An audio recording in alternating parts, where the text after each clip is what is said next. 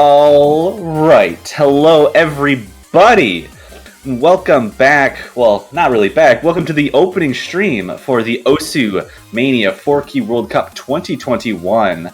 I will be helping commentate this Qualifier Showcase, myself being Toph Daddy. And I'm joined by two others. I've got Shoegazer with me, or April, whatever you want. Yo. And we've got Davy here, one of the new tournament organizers. Oh yeah, that's true. You became an organizer recently. Congrats on that, dude. I'm not doing much. I'm basically just a consultant for Mania. All right. Don't need to undersell yourself. Don't worry about it. Yeah, regardless, like I said, we are going to be doing the Qualifier Showcase. There are going to be 8 maps, which every team will play through, all 8 of them, next weekend when the Qualifier lobbies are scheduled. But I'm not sure if there's anything else we want to say. We're going to go over the structure of the qualifiers and how that's going to work after the map pool. If there's nothing else either of you two want to say, do you guys have anything? The qualifiers are pretty hard this year. The qualifiers are pretty hard. And one thing I want to mention first off, just as some sort of like disclaimer, group stages will be round of 32, or also formerly known as group stages. It actually starts quite hard this year. The difficulty slope will be a lot smoother compared to previous years, but you will expect the qualifiers to be pretty difficult from what you would expect from earlier stages of the tournament, I would say. So watch out for that. Not that it will matter for most of you guys, but, just in case. I think these World Cup participants are going to be more than okay with the difficulty jump. But with that being said, why don't we just jump right into map number 1 for the qualifiers? All right, and stage 1 will be the SV qualifier, Cone Sounds Radiant, mapped by Patu Raj. We have Walter Toro here who will be commentating this SV qualifier because he is the SV Mappool selector after all, so go right ahead, my dude. Yeah, hello everyone. Yes, as always, we have the stage 1 for NWC being the SV qualifier, and as can you see, the intro is like pretty tame, but actually this moves into a very difficult memo section for some. The rhythms here aren't that straightforward. Like you can see that there are multiple snaps and changes here on.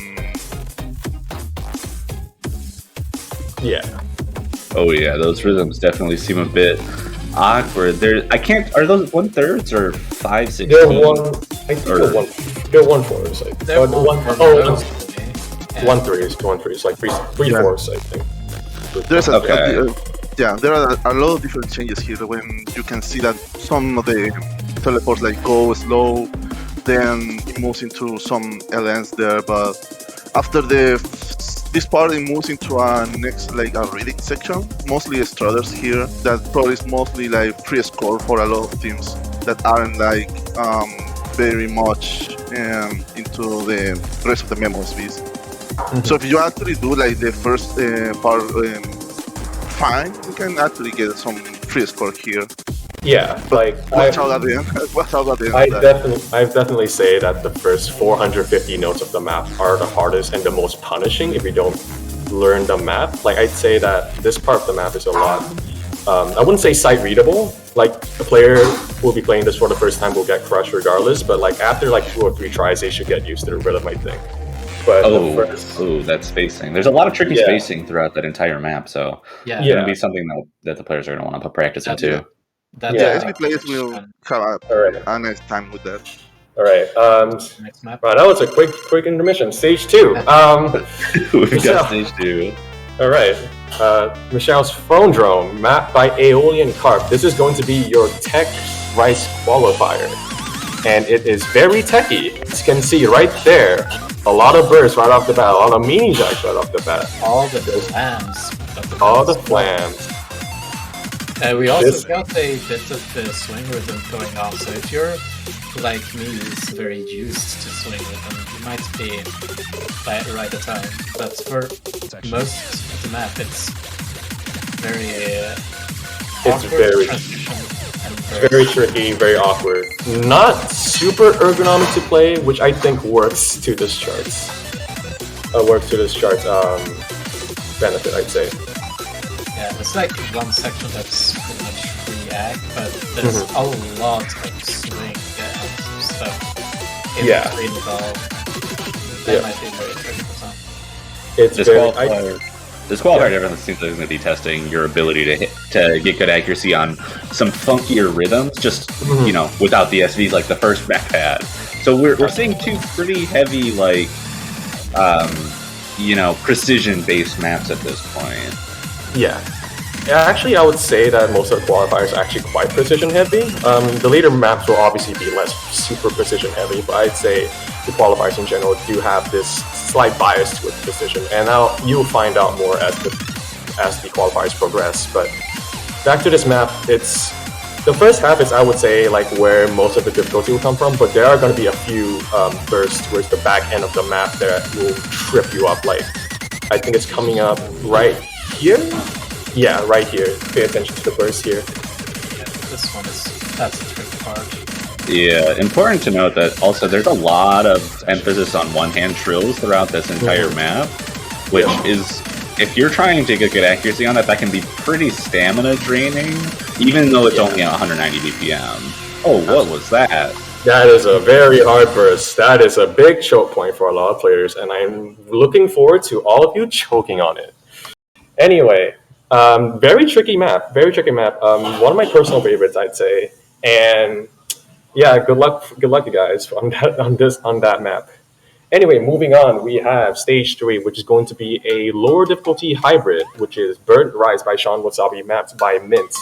This is like I said, this is a hybrid, but I'd say that this hybrid is very Rise-oriented, if anything. There are going to be like a couple release parts here and there, but I'd say the bulk of the difficulty of this map comes from the Rise components. Like, as you can see right here, there are a lot of flams, a lot of gallops, very fast gallops, a lot of flams, and a lot of small bursts here and there. And there are going to be a couple of swing rhythms, like right here. Not here, but later on. You'll see it in a moment. This is just very, very, very tricky. Physically, it's not very hard. Physically, I'd say like lower level players will be able to hit this quite nicely. But if you're a high level player, you are going to struggle a lot with this. I'd say that a lot of players will mostly struggle on getting the release timings of the mini elements right, because it can be deceivingly tricky to get this right, at least from my experience playing through this. Of course, that can vary. Maybe you are really bad at hitting race now, so I know. Well, what do you think, Joe? Like, what do you think?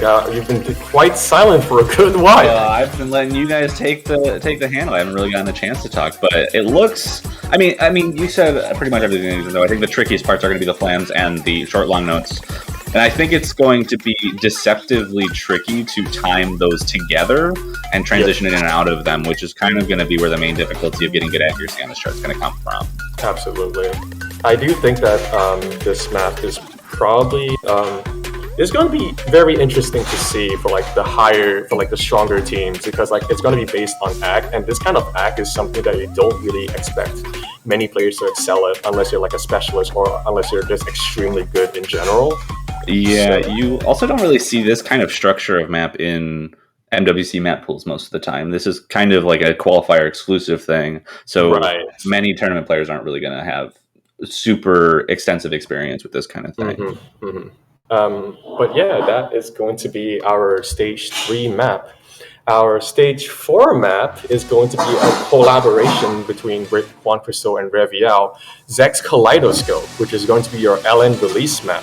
I am illiterate when it comes to long notes, so I'm going to give most of the time to Toph and Debbie about this, so have fun, you two. Alright. Yeah. Mapper names should start ringing bells for people. Juan Cristo and Ray gonna. You already know that this is going to be difficult in releases. Like, you can already see the unattached long note releases right in that beginning. And even though this part looks like it's going to be difficult density-wise, I can already tell that there are going to be a lot of those long notes that are going to trip people up on the releases because of those tiny gaps. A lot of the difficulty of this map is mostly reliant on the getting the releases right. The density sections are not going to be tricky for most people, I imagine, at least. There's some transitions which are a bit awkward, but I think that's also due to how uneven it is sometimes in terms of gaps. So that's like a very essential thing to handle. It's like that's a 6 gap right there. And I also find that whole transition part to be very difficult to not choke on. Yeah. Like a lot of potential choke points. Yeah. The map in general, based on my very untuned eye when it comes to untuned fingers when it comes to LNs, it feels very mentally draining to keep track of all of these releases. Like even though like a lot of them releases here actually have a decent queue. Like a lot of the releases you actually hit a note at the same time, barring like a few staggered releases. It's still very draining to keep track, especially in a release map. So you can expect a couple of like accuracy drops here and there, I'd say. Even on the density parts, I'd argue. Yeah, I think the density parts are going to be like deceptively tricky for people to get the releases right. As I said, there were those gaps in between that makes it so that it's not full inverse, which can be it can be difficult to track the releases when that happens, but it just kind of throws you off when you're like, oh, I think this is going to be pretty much full inverse, and then it throws a lot of those like slightly extended gaps in the middle of it. Yeah, that's part of what makes it a bit mentally taxing. Definitely. Yeah. And with that is our stage 4 map. Good luck, players. And now we have stage 5, which is Penguinosity's Gario Tensei. In my opinion, according to many playtesters' opinions, this is the hardest qualifier in the tournament.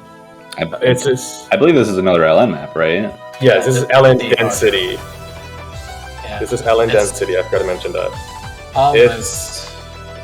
It's very hard. Yeah, and hearing that it's very hard can pretty much be equated to the rest of the qualifiers are going to get a bit of a jump in difficulty from now on. Yeah. The first 3, there was the SV chart, and then the first 3 non-SVs were kind of like early rounds. This is hitting more of, we're getting closer to round 16 quarterfinals, that kind of difficulty zone.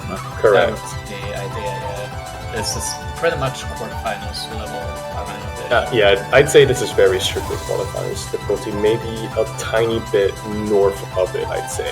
It's very tricky. It doesn't look too daunting yet, even though it's obviously a lot of long noodles. Oh, that. Yeah. That inverse burst right there was a bit tricky. There's a lot of tricky bits, even outside of the one part that I'm not going to mention just yet, but for all of you watching, keep an eye out on this section right after this little break. You're going to see why we consider this the hardest qualifier in the pool. I mean, not even that. It's like so consistently difficult that I found it hard to even like. Let's go. Yeah, there we go. It's going wild. These patterns look really tricky too. Like even barring the fact that it's all inverse, there's a lot of one-hand trills. There's a lot of trills in general in that jump stream. Not really inverse, but those kinds of patterns with having to control control the long notes and releases on that is going to be kind of difficult to coordinate, I think. Yeah. There's a lot of jacks too, which are deceivingly tricky because they occur while you're holding with one finger. They're not super ergonomic to hit in general, and just a little tip for you guys who are playing the qualifiers. Do look at this map in the editor, especially in the last chorus. I think it will help a lot when it comes to figuring out what's going on there. But with that, that's going to be stage 5, a really hard qualifier, and I hope you guys aren't too scared of the next qualifiers. Next map is going to be a map by Lemon Guy, and one of my personal favorites. William Moto's Light Flashes Before We Buys. This is a hybrid, quarterfinals level hybrid. So this is very hard. Patented Lemon Guy patterns. No, don't say that yet. Is it going to become more apparent later? Duh. Anyway, this is really tricky. This first half, I'd say, is fairly Grice-oriented, even though there are obviously pretty hard LN components here and there, for example. it's like the tricky releases, but this first half is definitely a lot more on the Rice-oriented side, and you can see a lot of bursts, a lot of rejects at 2:27, by the way, and also look at the length. It's actually pretty long for a qualifier. Oh yeah, 3 minutes. I think that's the longest one we've seen so far. Yeah. I think it is, yeah. It felt like forever when I was testing out this map. I do think this is one of the more, I think it's more balanced than stage 3 in terms of like... I absolutely agree. Yeah. Even though the map is about 3 minutes, the difficulty definitely isn't constant. The map dies down a little bit in like the first 2-second minute, and then it picks up right after. This is like a break section at the moment, and once the next section comes in, I will point it out because it's pretty hard and pretty distinguishable. I will also make a note that these LN plans are not going to be like free at all. Those are very tricky to get good accuracy on. Yeah, and even the Rice components too, they can be really tricky. Like you just sell like a 1.6 burst there, 1.8 burst there is pretty rough, even if it's completely jump fillable. Anyway, I think that the hard part is coming up pretty soon. Yeah, just after this piano solo.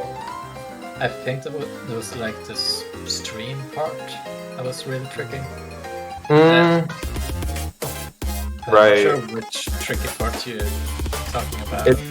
That part. The jets. Classic. The classic patented lemon guy pattern. There we go. Now we're on the same page. These jacks that was the same pattern that showed up at the beginning when I said it. Fine, but those LN jacks are very tricky. Yeah, this is way more constant than the beginning. Very easy to just rush all of them if you mistime the first one. Yeah, like I'd say like out of the maps in the pool, I'd say that this map is the hardest to be consistent on. And in that sense, you can argue that this is about as difficult as Gario Tensei. But I would say that also the rest of the map is like mostly piano solo stuff, which is just all LN. So if you're not good at LNs, well, just don't drown, I guess. But that aside, I would say that this is very choke heavy. Like if you're not careful, you're gonna get like 4200s and cry. So be warned about that. But if you do that, don't worry. There are other qualifiers. Okay, so now we have all of the hybrids and LNs gone. All of the skill sets, they don't matter. We need more rice. We need more rice. All right, stage 7. You're getting your wish. This is a rice map. Mifa's Mariochi Survivor. What a background. This is a good background. This is a jump stream map. Mariochi Survivor. I just realized that name. Yo. Anyway, this is a jump stream map. Patterns I'd say are pretty generous, but I can definitely see a bit of choking here and there. This is pretty stamina heavy despite its length of only 2 minutes. There are a few small breaks here and there, and I think they're nicely sparsed out, but for low level teams, I think this is going to be a bit of a struggle, even with like breaks like this. Patterns don't get that much harder. I think this part is the hardest part in terms of density, but even then, it's not. There's some unfriendly like anchors at times that make me feel very stamina heavy. Especially at that part we're just in. Like my stamina drains a lot in that part. Lots of trills to get through. So I think these patterns are going to be pretty stamina draining for a 2-minute chart, especially at 235 BPM and OD 8.5. So getting good accuracy on it's not really going to be a walk in the park. Yeah, I would still say that for higher level players, it will still be the easiest map to get like good accuracy on. But even then, it's still not the easiest thing in the world. Yeah, it's definitely the most straightforward chart in the qualifiers pool. Yeah. Also, this is going to be like probably like the only useful break I think in the map. Like there are a couple of like broken patterns here and there, and the patterns here are very, very, very generous. But after that, it's just more of the same, more trilly patterns. Yeah, it just keeps on going. It feels like, but it's almost over, and we'll have one more short, or to say goodbye. Yeah. Right. All right. And one All more right. qualifier. One more qualifier. If you thought that map wasn't that bad, you're in for a surprise. Stage 8. This map is by me, a beautiful degeneracy. It's very menacing. It's a very menacing song. It's actually one of my favorite songs of the entire qualifier, but I think that's to be expected from someone like me. This is a very rough map. This is very rough. And if the screams don't tell you anything, you're gonna scream later on. I'm gonna say that. This is really rough. I wouldn't. This is the hardest rice map in the pool. Lots of break core, lots of anchors. Basically, this map is like if you put every single rice pattern you can think of into a single map. Like, pretty much. Yeah, clocking at 242 BPM, higher OD than even the previous map at 8.7, which is kind of surprising. Usually you put the more straightforward picks as higher OD, but this one is just giving you no chances. Like, you need to be pushing your accuracy as hard as you can on this if you want to score well on it. And like this tech component, like it's pretty rough. Like it's very easy to choke because of how the constant repeated motions and stuff. But again, this is like, I would say like, yeah, there is a hard to time part, but this map is not entirely hard to time. There are a lot of extended runs of jump stream right here, and the patterns are not easy. There are a lot of like hidden anchors here and there, and lots of triples here and there, so there's going to be a lot of inherent one-hand trolling, so fun. Oh yeah, that's anchor.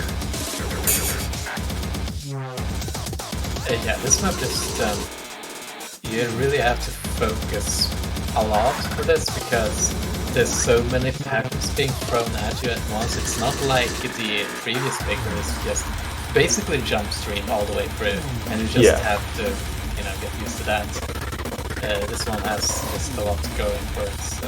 Yes. Yeah, and oddly enough, what's kind of weird is that, so, like, we see this jump stream run right here, which is pretty similar to the one that we saw before, where you were talking about their difficult patterns. These jump streams and hand streams aren't that dense, but I think they're actually harder than the other jump stream patterns in the map. Yeah. They're harder to handle despite being less dense. Yeah, and a little thing to point out is that the very last run here, pay attention to the patterning. There's a lot more running men, a lot more hand bias in running men in general compared to Mario G Survivor. So even though it's like not that much faster than Mario G, they're about 12 BPM apart. The patterns here are a lot more demanding, a lot easier to slip up than Mario G, I would say. Yeah. And well, we're reaching almost very end of the map, and again, like there's a lot of stop and go in this map too, so you just can't chill. You really can't chill. Yeah, you have to pretty much be prepared for whatever you can be prepared for at any given time. But that is going to be the final qualifier, and with the end of the qualifier showcase, I think we can start giving an explanation of how the qualifiers lobbies are probably going to work. And I'll let you go for that, unless you want me to. I don't know. I think I should do it for obvious reasons. All right, go for it. All right. So, just to mention real quick, if you've never played in like a previous like tournament before qualifiers, that's okay. Basically, you'll be playing the qualifiers in like a tournament lobby. And you'll be playing all of the maps twice each. Basically, you'll be doing stage 1, 2, 3, 4, 5, 6, 7, 8, and then you take a small break, and then you do 1, 2, 8 again.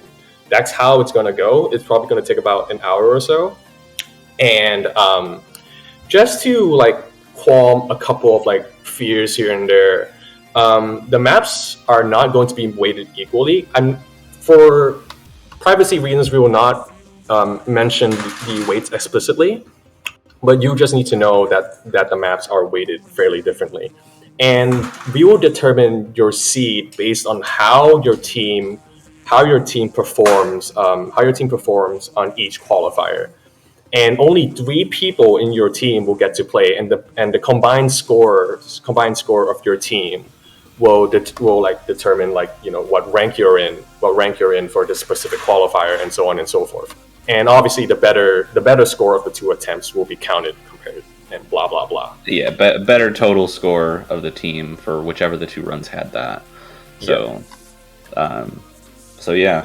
It'll be structured similar to an actual match in the sense that you send 3 players out at a time to pick, and you can swap them out, but you'll just go straight through all 8, repeat a second time, and then that's it. That's the whole process of what's going to be happening next weekend. Yeah.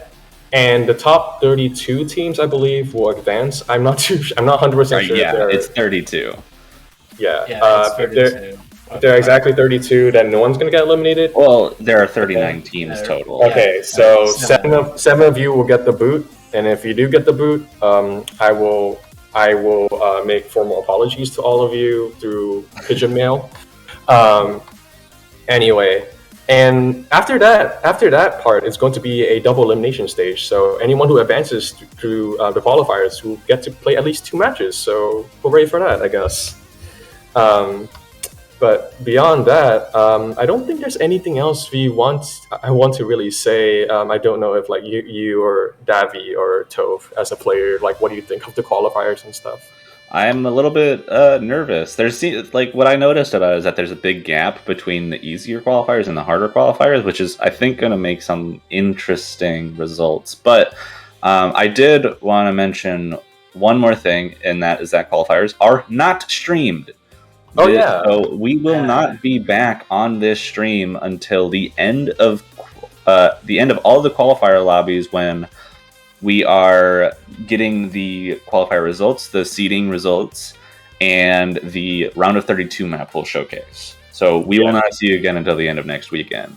Right. Yeah, and that's where we'll talk about all the teams and stuff. So stay tuned for that next week. Unless you're a player, in that case, do your homework, I guess. And good luck to all of you. I hope you all enjoy the qualifiers. I certainly did not enjoy making my qualifier, but that's okay. You don't have to say that. But is anything else you two want to say? No, I don't have anything else to add on top of that. It's pretty much said and done. Qualifiers, you play in the lobby, you get resolved with the seeding, and you play the round of 32. Then we go to that, and And then the tournament continues like normal. And this round of 32, I should also mention, is not group stage. No group stage this year. It's just a normal bracket. You go straight from seeding into bracket.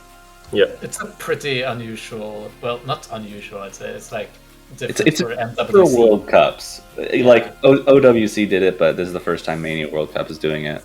But with that, I think we're going to close out the stream. Good luck to all of the players. Get some good practice, get some good scores, and show up to your lobbies next weekend. With that, we'll see you next weekend with the seeding results and the Mappool Showcase for the round of 32. But that has been it for us. We will see you guys later. Take care, everybody, and stuff. See ya.